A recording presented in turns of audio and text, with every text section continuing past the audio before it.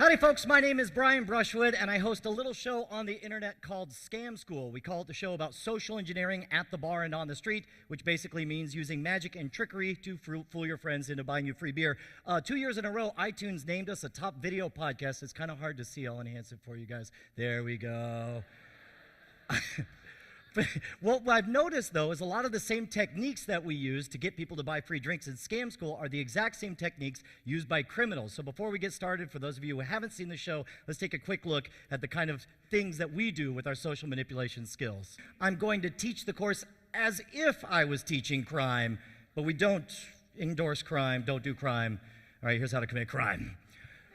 The dictionary says social engineering is the practical application of sociological principles to particular social problems. I restate that simply as using cheap, dirty psychological tricks to get people to do what you want. Now, keep in mind, when you're going to learn some scientific stuff here coming up in a minute, anytime I sound smart, it's because I'm standing on the shoulders of giants. Brilliant social mechanics, brilliant scientists have written fantastic papers about this, and if you want to see the background on a lot of this, it's all been written up in Robert Cialdini's book, Influence, fantastic work.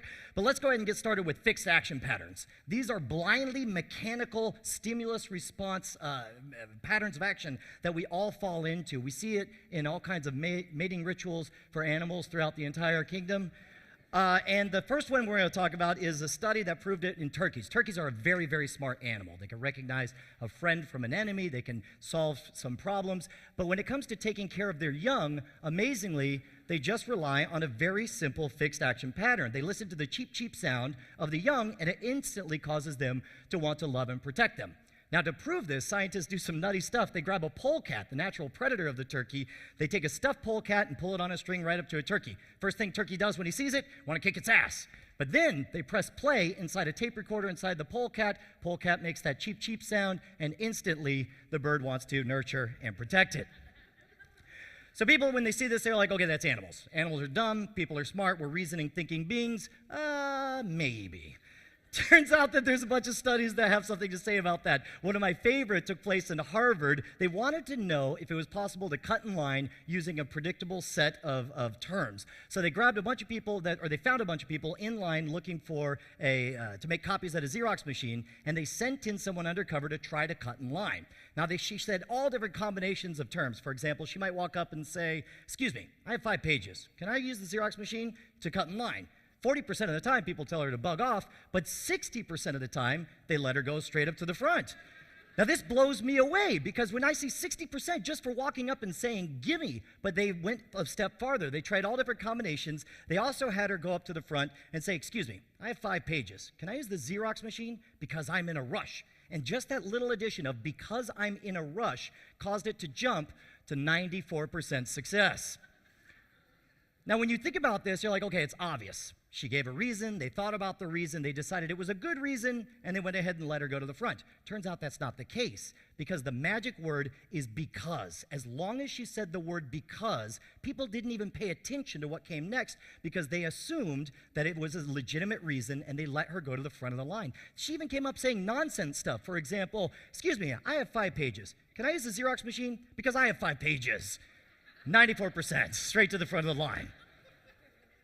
So, of course, how can we use these things? Now, we're going to take advantage of 3 psychological backdoors. The first one is most obvious. I think most of us are aware that when you like someone, you're most likely to grant them a favor or do them a favor. Now, of course, you can rely on your natural charm and your wits, but there's also ways to induce a feeling of liking in another person. And the oldest book I think is still the best, How to Win Friends and Influence People. It's full of fantastic stuff, like make sure to talk and ask questions about them. People like to think and talk about themselves. Make sure to use their name, remember their name often, call them on birthdays, that kind of thing.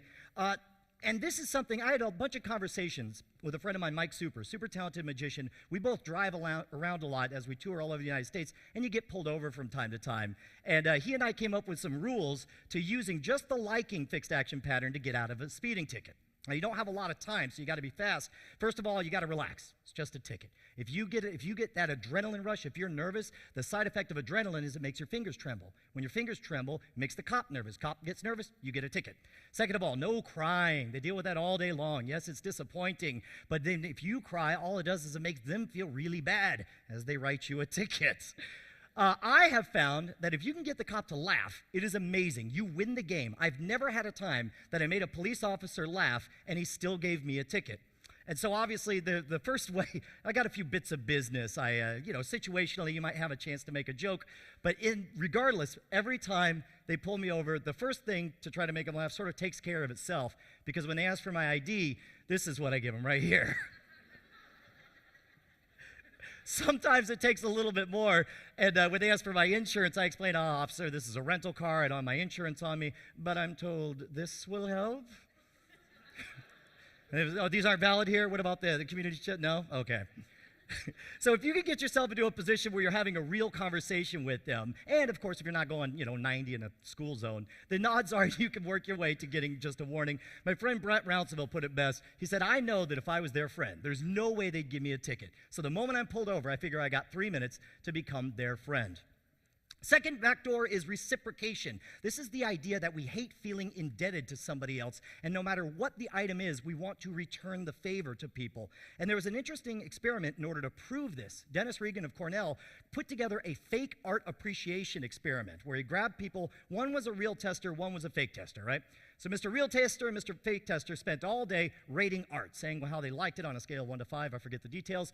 But at some point during the day, Mr. Fake Tester vanishes. And then he comes back one of two ways. In Group A, he came back with nothing.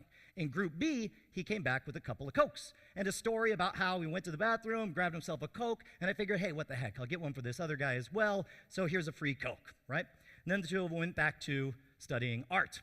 Now, at the end of the evening, everybody had the exact same situation. Mr. Fake Tester said, hey man, I'm doing this raffle, and if I sell enough tickets, there's a chance I could win a car. So if you don't mind buying some, as many as you can, the more the better. Amazingly, under reciprocation, when somebody was given a Coke earlier in the day, they bought twice as many tickets as without reciprocation. Now again, on the surface, you look at this, you say, well, Brian, you already said when you like someone, you want to do them a favor. Maybe he just enjoyed the Coke, thinks this guy's a cool guy for buying him a Coke, and gives him twice as many tickets. Turns out that in the exit surveys, even if people actively disliked Mr. Fake Tester, they still bought twice as many tickets. So these are fixed action patterns right here. Now, the Hare Krishnas have done a fantastic job with this. They make sure to give away gifts like the Bhagavad Gita or a flower and then ask you for something in response. You guys could take advantage of this. For those of you who flew in, if you want to get free drinks or possibly an upgrade to first class on your way back, just keep your bag full of M&M bags. And whenever you run into someone, just say, hey man, I figure you're working really hard. You could use a little snack. Costs you like 35 cents if you buy them in bulk, and yet the perception of the thoughtful gesture could benefit you in the way of a full first-class fare, right? Now, the important thing is it's important that this not look like a bribe. If anyone thinks they're taking a bribe, they get very squirrely and they feel very bad about it. So what you want to do is take advantage of what magicians call time delay. This is a case where you give the gift early, you wait to let it simmer, and then later you find yourself in a position to ask for a favor. That feeling of reciprocation will stay residual for a long time. And the amazing part is regardless of how expensive is the initial token, you'll get something of value in return. Now, on the show Scam School, we actually explained that you don't even have to have a physical object to have somebody want to reciprocate. It could be an awesome story, it could be a good joke, it could be a magic trick, and that's why pretty much reciprocation and liking gets you free beers using Scam School. So what we do, we want to grab people's attention by getting somebody engaged, right? So you're at the bar and you don't know anybody there, but you want somebody to pay attention to you. So we have 3 different classes of tricks. We got openers, tweeners, and closers. Let me show you. You guys want to learn a trick?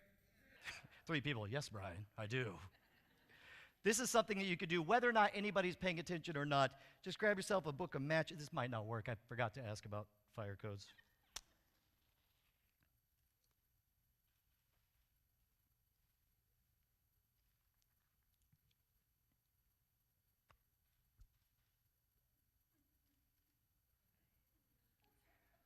You guys like that? You want to learn that? All right, here, I'm going to teach you guys something about this. Here's the thing. When you strike a match, you'll notice that there's initial sulfur flash, just a little bit of smoke there.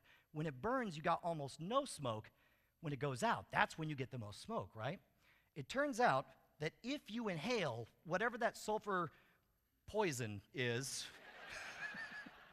pretty sure this kills you. it turns out that it'll actually take all the water vapor out of your lungs and manufacture smoke from nowhere. So this, what you do is you bend over, you hunch, you strike towards your face like this.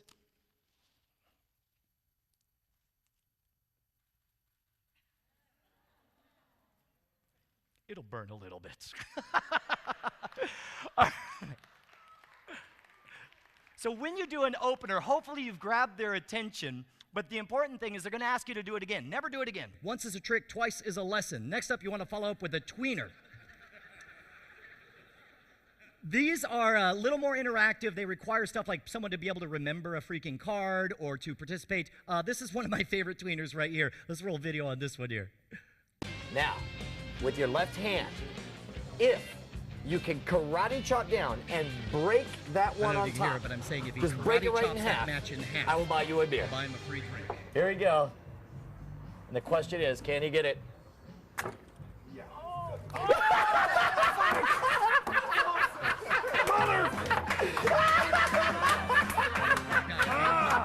The rest of his friends on my side. And then finally we have these payoffs. These are the closers. These are something that if you get somebody to even jokingly promise to buy you a beer, if A, B, or C, if that is my card, or if you did predict my number, then what happens is people have a need to feel consistent. They don't like to, in public, make a promise that they don't intend to keep later on. And hopefully by this point you've built up enough rapport that they'll feel good about buying you a drink. So you get a third back door is the most powerful. It's the authority fixed action pattern. Now this one is so potent that it's used very often by con men to defraud other people.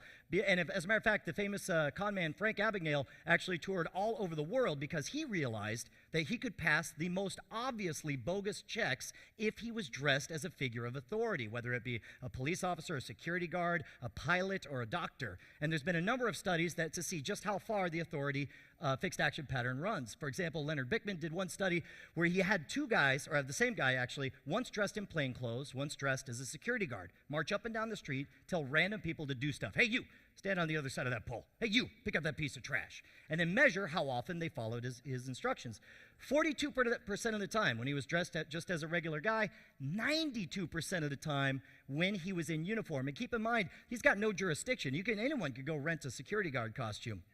Here in Texas, they figured out that the uniform can be nothing more than a well-tailored suit. For example, they went to a busy intersection where people were often waiting for the crosswalk to go, and they had two guys. The same guy actually either dressed in a well-tailored suit or in plain clothes, and then they would have him start jaywalking, and they would count how many people followed him along as he crossed the street. And it turns out when he was dressed in a suit, 3 times as many people would follow him across. And now these are the trappings of authority. Now, of course, I tour with a stage show, and I'm dressed in jeans and a T-shirt. I dressed up to you guys so I could look like an authority.